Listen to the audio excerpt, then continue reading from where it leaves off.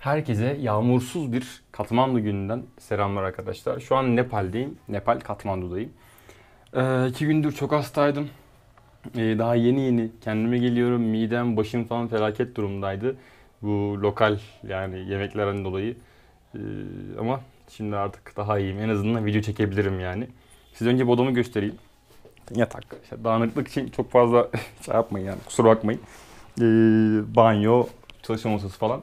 Buranın toplam ücreti $7 civarında. Katmandu bu konuda çok ucuz. Yani $5 da vardı, $3 da vardı. Ben dedim yani $7 vereyim. Bari tek başıma kalayım hani.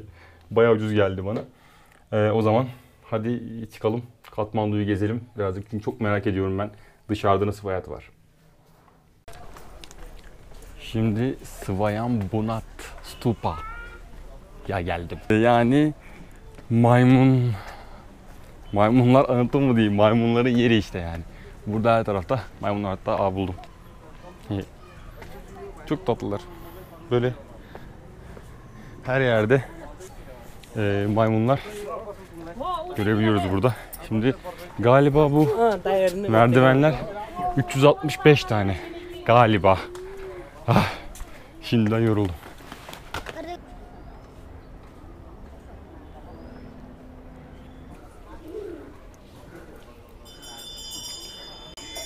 Hani hep duyuyoruz ya bu Nirvana falan diye. Şurada tam gözüküyor mu acaba? Şurada 13 tane aşama var.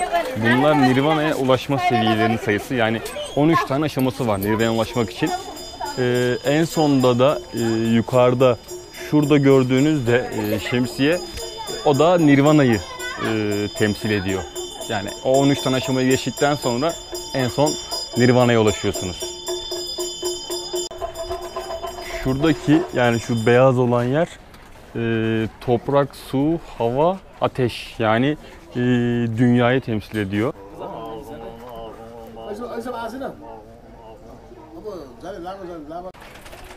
Arkamdaki adamı Allah yanaştım. Şey dedim hani ne bu falan filan, adam ibadet ediyormuş ya. Burada ibadet hani etrafınızda bir insan olsa da yani çok rahat bir şekilde yapıyorlar. Ben ne bileyim satıcı falan sandım yani, çünkü çok fazla etraf satıcı var. Burada da var, orada da var. Önünde bir sürü kağıt, bir sürü pirinç vardı. Ben öyle sanmıştım. Özür dilerim şu an senden kardeşim. Ama çok güzel yapıyordu böyle, bu bir şeyler diyordu. Çok tatlı geldi bana, çok hoş geldi.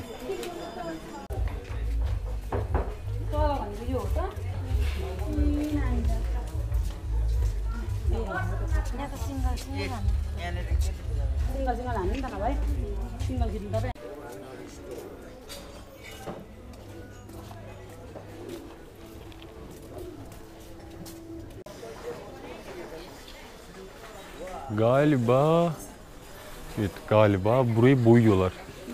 Herhalde her gün yapılan bir şey. Şu an adam böyle sopayla, iple, ipi sopaya bağlamışlar. Onunla o dünyayı temsil eden yuvarlak kubbe mi, orayı boyuyor. İlginç.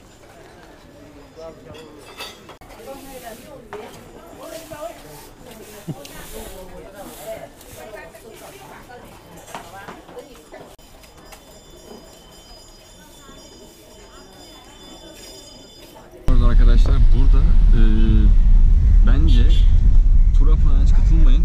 Sadece gidip taksiciyle anlaşın. Turlar pahalı olabiliyor. Ben taksiye $15 para vereceğim. Ve $15'a beni bu Katmandu'daki 5 tane yer var gidilecek, işte bu büyük kale, anıt vesaire. Hepsine götürecek. Çünkü burada hani birine gittin, diğerine gitmesi çok uzun sürebiliyor.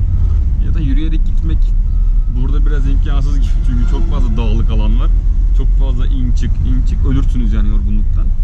Burada 15, 20, 30 o civar dolarlara tüm Katmandu'yu bir taksiciyle beraber sabahtan akşama kadar gezebilirsiniz. 1 saatlik trafikten sonra sonunda galiba Patandurbar aynen. Oraya geldim. Burası meydan ama çok büyük bir meydan. Kapıda hatta harita verdiler bana.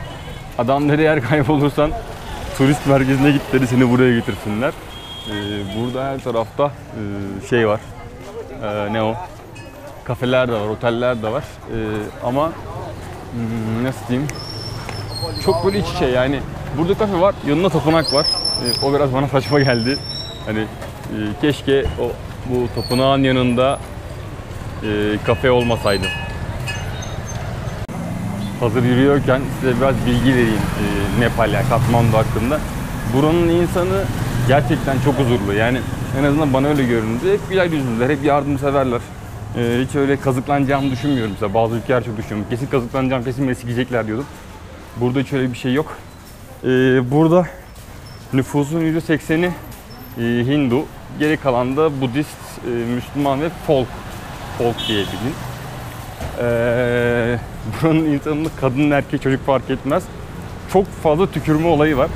Ama bu onların şeyi, nasıl diyeyim, geleneksel mi denir artık, işte yöresel bir olayı yani. Çok sesli şekilde bunu yapıyorlar. Burada gayet normal bir şey bu.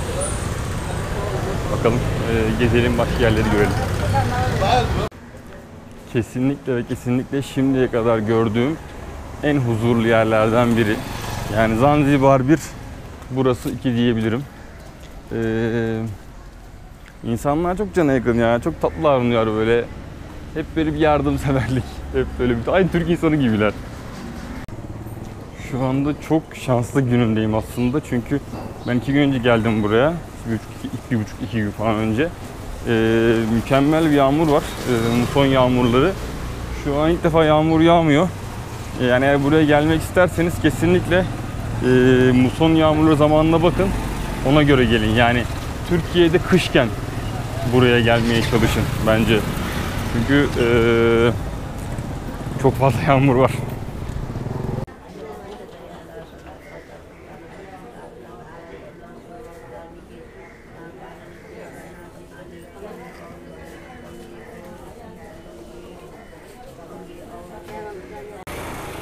Tam yağmur yağmıyor. Çok güzel, çok mükemmel bir gündeyim dedim.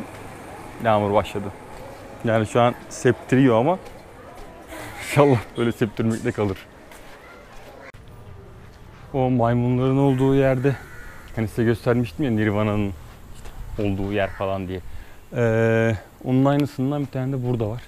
Patan Durbar meydanının etrafındaki yerden birinde var. Ah bir de konuşabilsem. Öleceğim şimdi yorgunluktan. Yine aynı şekilde beyaz kubbe, gözler, işte 3 tane göz var galiba. 2 tanesi dışarı bakıyor, bir tanesi de içeri bakıyor. İşte herhalde içselleşmek anlamında. Yine 13 tane katman bölüm var ve en üstte de şemsiye olarak Nirvana var. O kadar çok tapınak ya da tapınağımsı şey var ki yani hepsini göstermeye kalksam herhalde bir 5 saatlik falan video çıkar. Bir tane daha tapınak buldum. Yanlışlıkla sürekli tapınak buluyorum. Kendimi oyunda gibi hissediyorum. Tapınak bulma oyunu. Evet.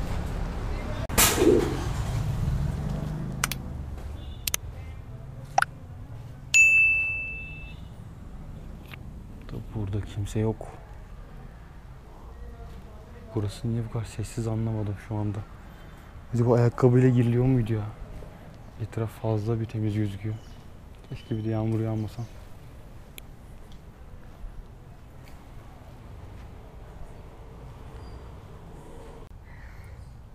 Bu da herhalde bu da. Yani o espri olarak yapmıyorum şu an ama bu da yani. Önünde pirinçler var. 3 tane farklı tas var. Tasların içinde de yine pirinçler atmışlar. Bu tapınakların girişlerinde hep işte bu aslana benzeyen şeyler var.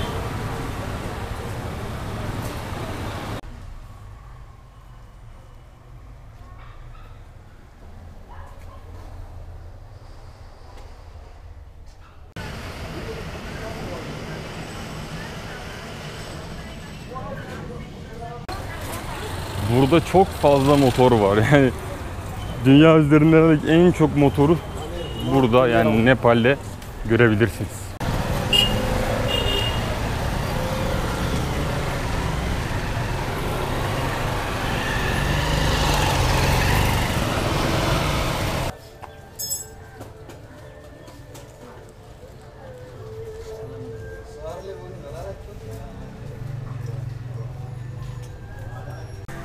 Burada da Nepalli sanıldım. Delireceğim artık. Nereye gitsem oranın suratına mı bürünüyorum kardeşim ben ya. Yani herhalde İskandinavlar hariç tüm dünya insanlarına benziyorum ben. Yok Hindistanlı, yok siyahi, yok Asyalı. Daha ne olacağım acaba? Çok merakla bekliyorum. Buranın yağmuru ayrı dert, sıcağı ayrı dert gerçekten. Şu an hissedilen 45 falan. Kesin 10 dakika sonra da yağmur yağar ölümüne. Kesin. Burada insanlar, yani hepsi değil ama %30'luk kesin diyeyim, maske takıyor. Bunun sebebi de öyle hastalık vesaire değil, sadece arabaların, motorların egzozlarından çıkan dumanlardan korunmak içinmiş. Yani o kadar gerek var mı egzozdan korunmak için maskeleri falan, anlamadım. Çünkü Türkiye'de de çok fazla araba var. Adamlar tabii sağlıklarını düşünüyorlar. Bizim gibi ama koyun götüne diye yaşamıyorlar. Şimdi de Pasupatinat tapınağına geldim. Bu tapınakta ölüleri yakıyorlar. İşte Ganj Nehri'ne salıyorlarmış. Galiba Ganj Nehri'ne. Bilmiyorum sürekli yakıyorlar mı? Denk gelebileceğim ama içeri girelim bakalım. İçeri girerken 1000 Nepal rupisi veriyorsunuz. Tam kaç TL denk geliyor bilmiyorum. 1000 Nepal rupisi. Burada tütsü, sürekli bunları yakıyorlar. Yani tütsü de değil. Bir şey yakıyorlar sürekli ama kokusu da öyle çok güzel değil ama herkes böyle gelip karıştırıyor onun içine. Şurası sadece Hinduların girebildiği bir yermiş. Adam geldi, sen dedi Hindu musun dedi. Cevap vermedim başta bir. Hindulara benziyorsun dedi. Yok dedim, değilim. O zaman dedi sen bu tarafa giremezsin dedi. Sen diğer tarafa git dedi. İyi abi gidelim.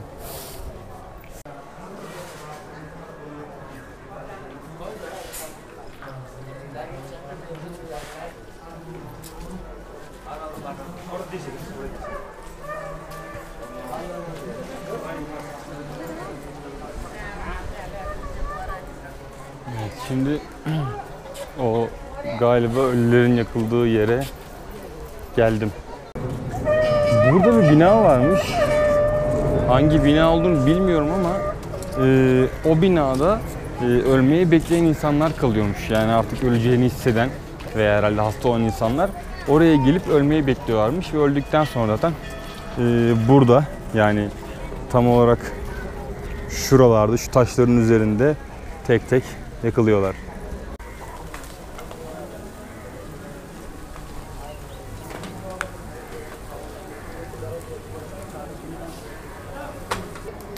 Arkamda şu anda bir kadın. Kadın yani ölmüş. Onu yakıyorlar. Sürekli birileri gelip odun atıyor. İşte çıra falan bir şeyler atıyorlar. En sonunda galiba bu nehre, yani şuraya salacaklar. Evet. Şuna bakmayın hemen.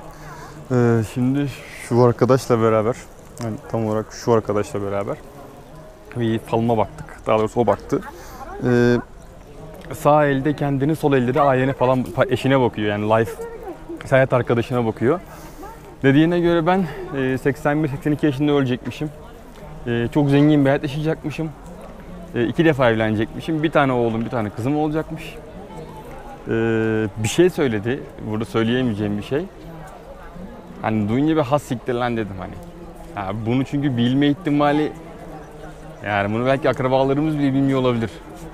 Yani bunu nasıl bilebilir? Anlamadım ama adam bildi yani. Eldeki şu çizgilere falan bakıp biliyor yani. Ben inandım şahsen. Tabii para için yapıyor, para karşılığında yapıyor ama ben inandım. En azından Türkiye'deki falcılar gibi değil. Bence çok daha iyiydi.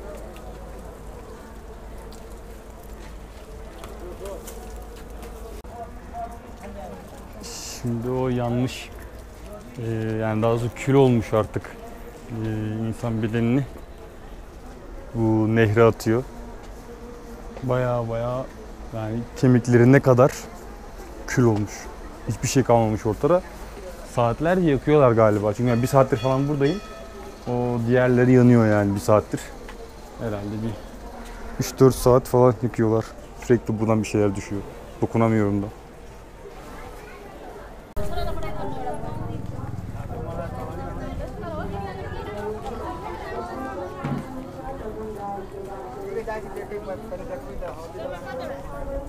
Yine her yerde şurada maymunlar var.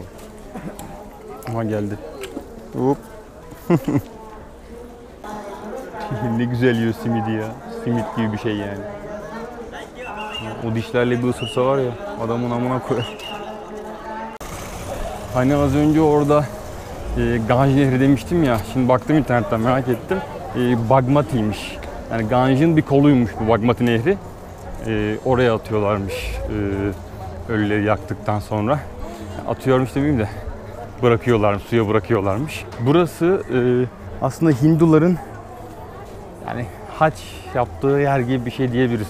Kutsalların kutsalı. En önemli tapınakları burasıymış. Ki gerçekten de bence de öyle olmalı çünkü yani ölüleri burada yakıyorlar. İşte Hindulardan başka kimsenin giremediği bir yer var. Ama şunu söyleyebilirim. O giremediğimiz yer, etraftaki her yer sanki sonradan böyle turistler için yapılmış. Her şey turistler gelsin de 10 dolar, 20 dolar para alalım diyor. Çünkü ne istesem, ne sorsam 10 dolar. Fal baktırıyorsun 10 dolar. İşte fotoğraf çektirdim az önce birisiyle 10 dolar para istedi. 10 dolar. Yani biraz turistleri silkelemeye yönelik. Ama ben beğendim. Nepal'i gerçekten de sevdim. Nepal'de ilk gün böyleydi. Hiç yapmazdım ama size biraz da tarihi yerleri gösterdim. Çünkü Nepal'de, yani Nepal Katmandu'da daha doğrusu halk rahat, yani yoksul hayat yaşıyor ama öyle size gitti oranın halkını gösterecek pek bir şey yok aslında. En azından benim gözümden bakınca. O yüzden size daha tarihi yerleri gösterdim. Ama daha Nepal'de bir hafta falan daha kalacağım. Başka videolarda görüşmek üzere. Kendinize iyi bakın. Bay bay.